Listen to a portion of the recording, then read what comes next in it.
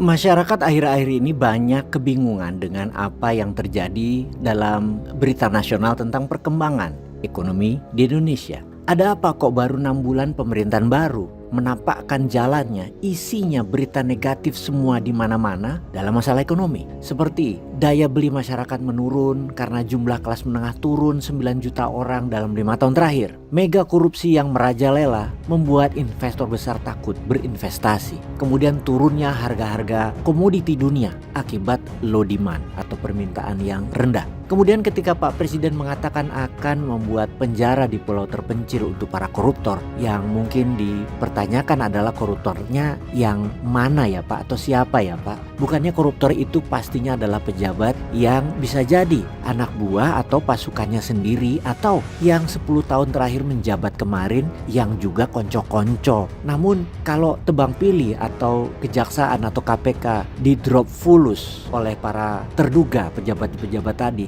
ya tetap saja mereka masih bisa nangkring di kekuasaan, masih menjabat dan tidak tersentuh hukum. Para pejabatnya yang saat ini berkuasa kebanyakan adalah pejabat lama zaman Mulyono, dan mereka semua terindikasi korupsi. Kalau pulau-pulau itu buat mereka, artinya koalisi akan menangkap dan memenjarakan dan memiskinkan teman-teman koalisi sendiri. Ya nggak mungkin kan? Jadi pasti tidak akan jalan juga itu buat penjara bagi koruptor di pulau tersebut. Bahkan permintaan hukum mati bagi koruptor dikatakan kasihan keluarganya. Kok kasihan sama mereka yang menyusahkan rakyat sih Pak? Jadi palingan yang dianggap atau ditangkap atau yang dieksekusi hanya aktor-aktor kelas 2 dan kelas 3. Yang aktor utamanya ya tetap penjabat. Begitu pastinya. Kalau dipikir-pikir, makin kesini netizen itu ya makin pinter. Makin hari bener deh, makin pinter. Pertanyaan mereka sangat kritis dan tidak bisa dibohongi lagi. Data di media akan sebuah lembaga memberitakan apapun pasti dicurigai. Pasti ada niat politik untuk tahun 2029 misalnya.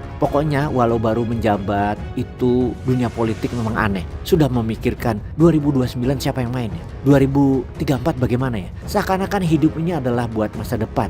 Masa kini itu gak pernah mereka nikmati. Begitu juga oposisi atau kaum nyinyir yang hidupnya mengharap selalu di masa depan. Masa kini nyinyir aja pokoknya. Berharap Anies lagi misalnya berkuasa. Berharap ideologinya berkuasa. Berharap terus. Pokoknya bukan hidup yang sekarang lah. Masa sekarang semua salah. Pemerintah salah, 100% salah. Dan nanti di tahun 2029 faktanya tetap aja begitu. Ketika siapapun yang menjabat ya tetap nyinyir. Di tahun 2034 juga begitu. Komplain aja hidupnya. Toto mati masuk neraka, komplain lagi sama Allah. Kembali ke ketajaman komentar netizen yang sangat lihai, melihat 400 triliun anggaran Koperasi Merah Putih itu adalah penggalangan kekuasaan untuk Mulyono CS di tahun 2029. Itu tuduhannya para netizen. Yang mana Koperasi Merah Putih adalah bentuk lain dari IKN. Gitu komentar mereka. Demikian tajamnya netizen itu menguliti setiap kebijakan dari pejabat yang terafiliasi Mulyono rupanya. Tapi kenyataan saat ini menunjukkan sinyal berbahaya sebenarnya. Dunia bukan seperti apa yang kita ketahui lagi di luar sana. Perang tarif ini sangat mematikan bagi negara yang tidak menyiapkan solusinya. Bayangin ya yang kejadian di dalam negeri Indonesia. Padahal indikasinya sudah terpenuhi loh. Apa itu? Syarat akan terjadinya krisis itu sudah terpenuhi. 1. IHSG anjlok dan volume perdagangan mengecil, termasuk keluarnya para investor asing dan investor asing. Tinggal Asep yang ada di bursa dengan sedikit asyong yang nyangkut sahamnya. Yang kedua adalah rupiah melemah, terlemah sepanjang sejarah sampai ke 16.900-an dolar rupiahnya. 3. Perusahaan banyak yang bangkrut dan PHK massal. 4. APBN Indonesia jebol. Pendapatan negara itu minus 28%. Penerimaan pajak minus 41,9%. Bayangin. Utang negara hampir 9.000 triliun dolar. Belanja kementerian dan lembaga turun minus 45,5%. Defisit APBN 23,45 triliun. Sahabat, lalu apa solusinya dari negara? Atau sahabat, ada usul nggak? Peace.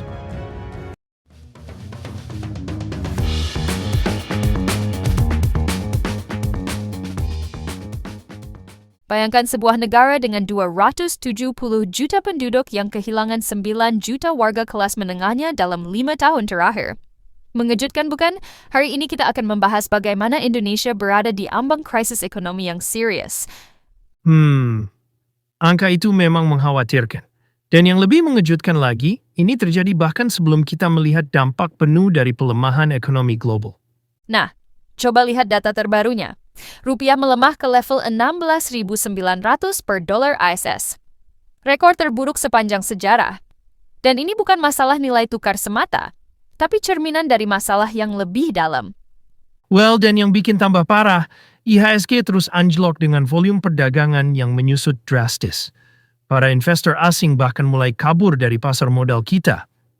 Exactly. Dan kamu tahu Dengkak, pendapatan negara kita minus 28%, penerimaan pajak minus 41,9%. Like, ini sangat mengkhawatirkan untuk ekonomi sebesar Indonesia. Bagaimana dengan dampaknya ke sektor real? Maksudku, pasti ada efek domino ke masyarakat umum kan? Oh, you know what? PHK muscle sudah mulai terjadi di mana-mana. Banyak perusahaan yang bangkrut atau setidaknya melakukan efisiensi besar-besaran. Dan yang lebih menarik lagi, ada anggaran 400 triliun untuk Koperasi Merah Putih yang jadi sorotan. Wow, itu angka yang sangat besar. Tapi bukankah ini juga terkait dengan masalah korupsi yang sepertinya semakin mengakar? Right. Dan ini yang menarik. Rencana pembangunan penjara di pulau terpencil untuk para koruptor malah menuai kritik tajam. Netizen sekarang sangat cerdas menganalisis bahwa ini mungkin hanya gimmick politik. So, menurutmu apa yang sebenarnya bisa dilakukan untuk mengatasi situasi ini? Well, pertama kita harus lihat bahwa utang negara sudah mencapai hampir 9.000 triliun. Belanja kementerian turun 45,5%. Ini artinya kita butuh solusi yang lebih dari sekadar kebijakan moneter biasa. Seperti diversifikasi ekonomi dan penguatan sektor produktif? Exactly! Dan yang menarik, data menunjukkan bahwa negara-negara yang berhasil keluar dari krisis adalah yang fokus pada penguatan industri dalam negeri. Oh, dan jangan lupa soal perang tarif global yang semakin memanas. Tapi bukankah ini juga kesempatan untuk reformasi sistem ekonomi kita?